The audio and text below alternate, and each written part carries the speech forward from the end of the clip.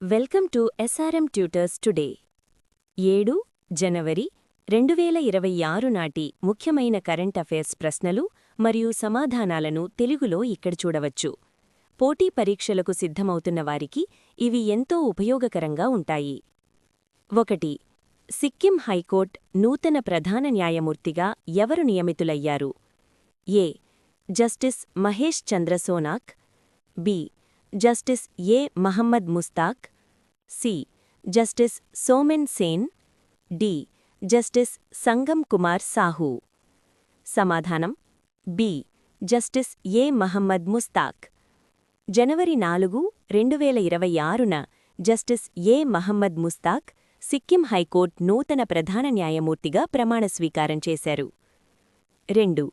సైనికుల కోసం డిఆర్డీఓ అభివృద్ధి చేసిన నీటి శుద్ధీకరణ వ్యవస్థ పేరేమిటి? A. Jalshakti. B. Nirmal. C. Swadesh. D. Sagar. సమాధానం సి. స్వదేశ్. సముద్రపు నీటిని తాగునీరుగా మార్చేందుకు స్వదేశ్ అనే హ్యాండ్ ఆపరేటెడ్ సిస్టమ్ను డిఆర్డీఓ అభివృద్ధి చేసింది. 3. భారతదేశపు మొట్టమొదటి స్వదేశీ కాలుష్య నియంత్రణ నౌక పొల్యూషన్ కంట్రోల్ వెసెల్ ఏది? A. ICGS Vikrant. B. ICGS Samudra Pratap. C. ICGS Varunga. D. ICGS Sagar. సమాధానం B. ICGS Samudra Pratap. Goa shipyard limited అభివృద్ధి చేసిన ఐసీజీఎస్ సముద్ర ప్రతాప్ భారతదేశపు మొట్టమొదటి స్వదేశీ కాలుష్య నియంత్రణ నౌక. 4. భారత సైన్యం 2026 సంవత్సరాన్ని ఏ పేరుతో ప్రకటించింది? A. Technology year. B. Year of networking and data centricity. C. Digital army year. D. Year of innovation. సమాధానం B. Year of networking and data centricity. General Upendra Trivedi నాయకత్వంలో భారత సైన్యం 2026ను year of networking and data సెంట్రిసిటీగా ప్రకటించింది. 5. World day of war orphans అంటే ప్రపంచ యుద్ధ అనాథల పోషణ మరియు హక్కులపై అవగాహన కల్పించేందుకు ప్రతి సంవత్సరం ఏ తేదీన జరుపుకుంటారు? ఏ. జనవరి 1. బి. జనవరి 4. సి. జనవరి 6. డి. జనవరి 7. సమాధానం సి. జనవరి 6. యుద్ధాల కారణంగా అనాథలైన పిల్లల సంరక్షణ మరియు హక్కులపై అవగాహన కల్పించేందుకు ప్రతి సంవత్సరం జనవరి 6న ఈ రోజును జరుపుకుంటారు. 6. ఇటీవల లావోడీ అనే అత్యాధునిక యుద్ధనౌకను ఏ దేశం తన నౌకాదళంలో చేర్చుకుంది? A. Russia. B. China. C. Japan. D. France. సమాధానం బి. చైనా.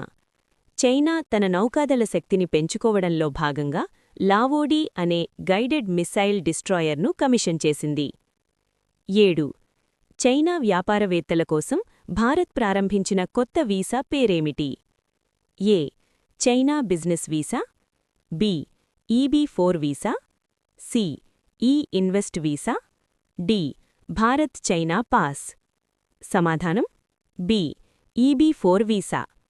పెట్టుబడులు మరియు ఉత్పత్తి కార్యకలాపాలను సులభం చేయడానికి చైనీస్ వ్యాపారవేత్తల కోసం భారత్ EB-4 అనే ఎలక్ట్రానిక్ బిజినెస్ వీసాను ప్రవేశపెట్టింది. 8. 2026 జనవరిలో భారతదేశాన్ని విజిట్ చేయనున్న జర్మనీ ఛాన్సలర్ ఎవరు? A. Olaf Scholz. B.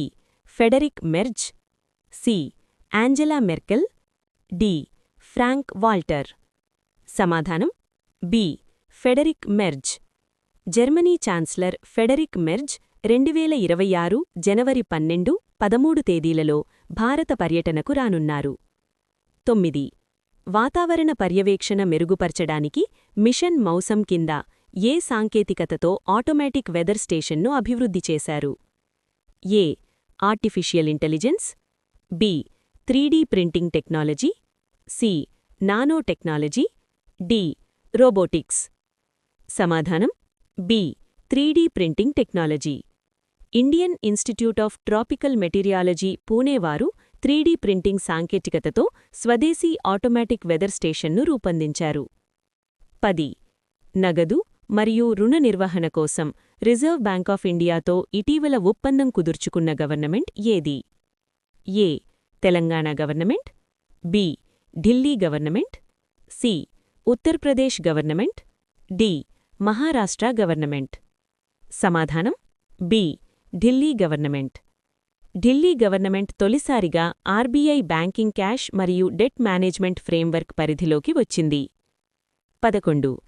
National CSR కాంక్లేవ్ను అమిత్ షా ఎక్కడ ప్రారంభించారు?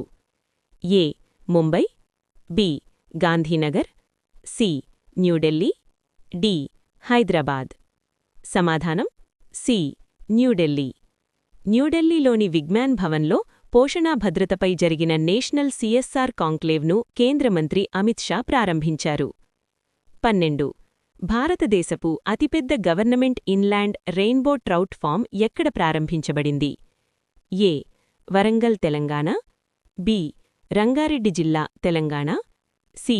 మెదక్ తెలంగాణ, డి. నిజామాబాద్ తెలంగాణ.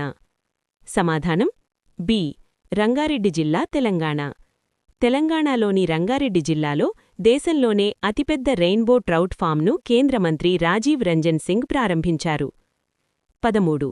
భారతదేశపు మొట్టమొదటి ప్రభుత్వ హాస్పిటల్ ఆధారిత ఏఐ క్లినిక్ ఎక్కడ ప్రారంభమైంది? A. Lucknow, B. Greater Noida Uttar Pradesh, C. Varanasi, D. Kanpur. సమాధానం B. Greater Noida Uttar Pradesh.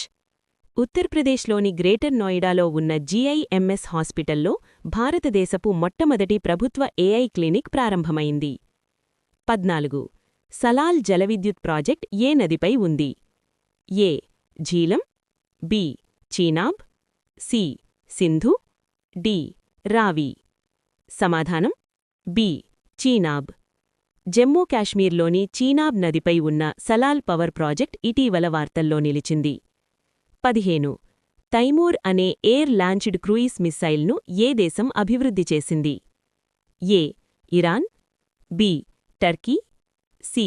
Pakistan, D. Afghanistan. సమాధానం సి. పాకిస్తాన్. పాకిస్తాన్ వైమానిక దళం స్వదేశీ సాంకేతికతతో రూపొందించిన తైమూర్ క్షిపణిని విజయవంతంగా పరీక్షించింది. 16. ఇటీవల వార్తల్లో నిలిచిన బాక్ట్రియన్ ఒంటె యొక్క ఐయుసిఎన్ స్థితి ఏమిటి? ఏ. అంతరించే దశ ఎండేంజర్డ్, బి. తీవ్రంగా అంతరించే దశ క్రిటికల్లీ ఎండేంజర్డ్, సి. ప్రమాదకర స్థితి వల్నరబుల్, డి. తక్కువ ఆందోళన కలిగించేవి లీస్ట్ కన్సర్న్. సమాధానం బి. తీవ్రంగా అంతరించే దశ క్రిటికల్లీ ఎండేంజర్డ్. లడఖ్లో 2 మూపుయారు కలిగిన బాక్ట్రియన్ ఒంటెలు 77వ రిపబ్లిక్ డే పెరేడ్లో ప్రదర్శించబడనున్నాయి. ఈ సమాచారం మీకు పోటీ పరీక్షల ప్రిపరేషన్లో ఉపయోగపడుతుందని ఆశిస్తున్నాను. All the best. Thank you for watching. Please subscribe, like and share.